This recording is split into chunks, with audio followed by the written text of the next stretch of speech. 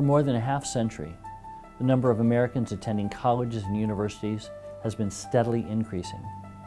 At the same time, the importance of having a college degree has become more important and more expensive for students and their families.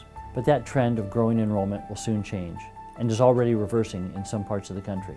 Many small, non-selective private colleges are having trouble finding enough traditional-age students who will fill their classrooms. The recession of 2008 put financial strains on many families, making it harder for them to afford the rising price of tuition.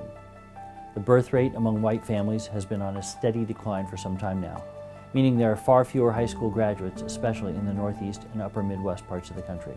And a steep drop in the number of children born in the years following the recession could cause a double-digit decline in the number of high school graduates and lead to major shifts in enrollment at both public and private colleges. The Chronicle's latest report explores these issues in depth and looks at the many ways that institutions are trying to survive the next decade, including making hard decisions about the students they serve, the programs they offer, and in some cases, about whether the college should merge or even close. Check out this report and look for more coverage of enrollment issues at Chronicle.com.